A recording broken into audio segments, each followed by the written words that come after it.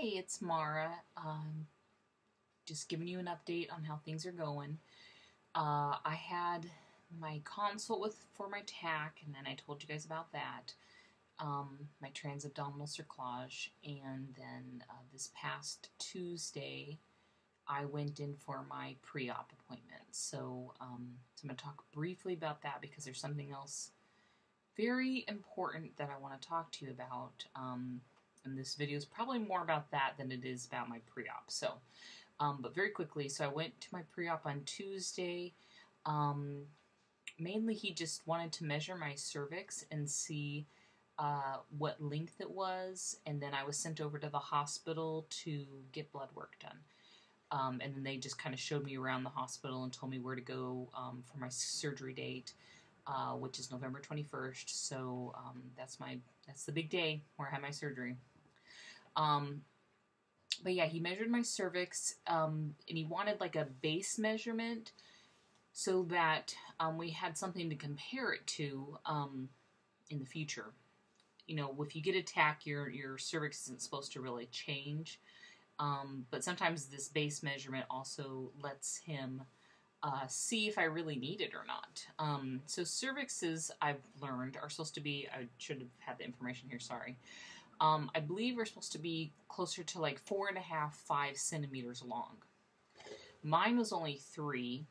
That's not horrible, but it's not great at the same time.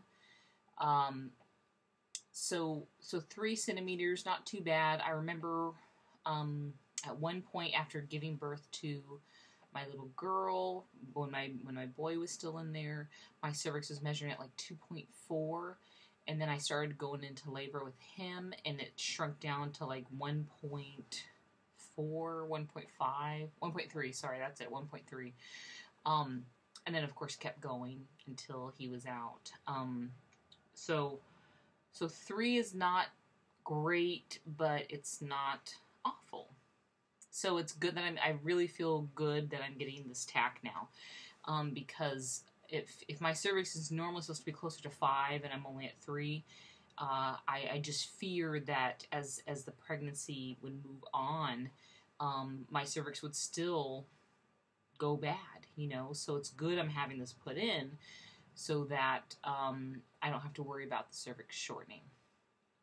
Okay, so what I'm really here to talk to you about, and I wasn't sure if I was gonna say anything or not, because I'm uneasy about it, and you'll all understand why. I just, part of me doesn't want to say anything because I don't know how it's all gonna play out. Very normal response. But it looks like I'm pregnant again. So there's a lot of feelings behind that because that's wonderful news. Wonderful news. We just did it on our own. There was no IVF or anything like that. And if anyone's been watching my videos for a while, you know it took a long, long time to get pregnant. And we eventually had to do IVF, and those were our twins, and we lost our twins. But I am pregnant again on my own. No IVF. Just normal couple stuff. Just what normal people do. That happened to me. I'm not very far along. The doctor, when I went in for my pre-op, he measured and said the baby's looking to be about 6 weeks. Putting a due date around the first part of July. And even though I'm having this surgery, and I initially was planning to have it before getting pregnant, he can still do it while I'm pregnant. So there's a little more risk of bleeding, but other than that, he says like the risk of miscarriage is not more because of it. He says you might still miscarry, but it would have nothing to do with the surgery. Which of course is now my big fear, is that I might miscarry.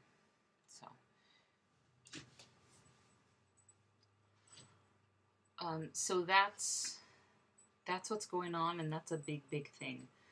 I'm scared. to death. I'm terrified about, miscarriage. I've never had a miscarriage before. But it seems so wonderful and so precious to have this opportunity that I'm even more scared to lose it. So I'm very nervous about miscarriage, like an early first trimester miscarriage. Obviously, if I make it through that, I think I might relax a little bit. But then again, there's the fact that I lost my babies in my second trimester, towards the end of my second trimester. I feel like when I get closer to that point again, my anxiety will jump up again. And then I think after getting past the point where I lost my twins, I'd like to think I'll relax. It's all unpredictable. I mean, it's just, we're both, my husband and I, are very scared of absolutely everything. I feel very fragile, like I can't do anything, or maybe I don't want to do anything for fear of something happening. I felt that way right after I lost my daughter and I still had my son. I was on bed rest and I just felt very fragile. I was afraid to move too much in bed. I didn't want to walk too fast or anything like that. So I just felt very fragile, and I do now. I'm not on bed rest by any means, but I've definitely been taking it easy. No exercise, no sex, no lifting heavy anything. I mean, I don't think I lift more than like 5 pounds, maybe 10 at the most. Just in general, getting plenty of rest. Not doing much chores, although I'm very tired, and anyone who's been pregnant the first trimester knows it's very tiring and it wears you out, so I've been very tired. I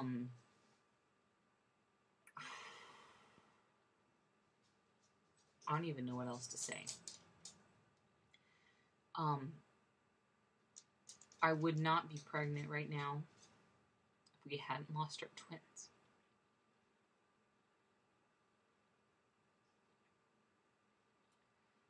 And that breaks my heart. I'd love to have all my babies and not have to have one or the other. But it's life. I'm learning that's the way life is. So, because I got pregnant when I should have still been pregnant, you know, and my due date, even though it was twins, my due date would have been November 29th, but because it was twins, we were kind of expecting them around November 1st. So I live a lot of days where I think about what should have been. So for instance, my babies would be here right now if the horrible thing that happened to them hadn't happened. And instead I have another little baby growing. No one said anything to me like, oh, it's meant to be, you know, stuff like that, which I don't like to hear, because in my mind, I never ever wanted to lose my twins. I'm very happy that I'm pregnant, very happy to have this opportunity, but nothing in my mind was meant to be, or this is a sign, or it was fate, or any of those things. I don't like that at all, because like I said, I shouldn't have had to ever lose my twins. But it is a blessing. I mean, and sometimes I like to think that, you know, my twins are going to, you know, help this other little baby along and help make this a take-home baby. Anyways, it's very emotional, as you can see. I'm very, very happy. I am happy. I'm very, very scared. I'm very nervous, because the last thing I want to do is lose another baby. And it may be just something normal, you know. A lot of first trimester miscarriages happen. And there's nothing you can do about it. It's just gonna happen. So I don't want to lose a baby, but I'm trying to be realistic with myself and say, if it happens, you know, around that time or whatever, then that's just, you couldn't have done anything to prevent it. Taking it easy is not really going to make much of a difference. So yeah, that's what's going on over here. A lot. So, so I'm not going to see the baby again. I got to see an ultrasound. Very, very tiny little thing. You can't even see it barely. Little heartbeat. I won't see the baby again until the day of my surgery. That makes me a little nervous, but oh well. And then I will see it after my surgery, before and after my surgery, and then it'll probably be another week or so, maybe even longer, 2 weeks, till I see the little baby again.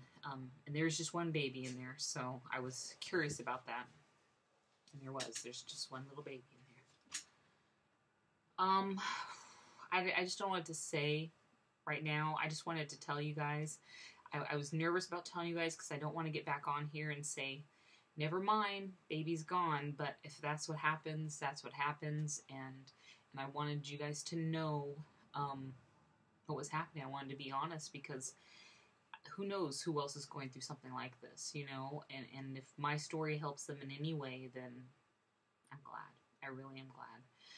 So, yeah. I'm having an in-pregnancy laparoscopic transabdominal cerclage on November 21st. And I will definitely update you afterwards. And we'll see how it goes. All right. Thanks, guys.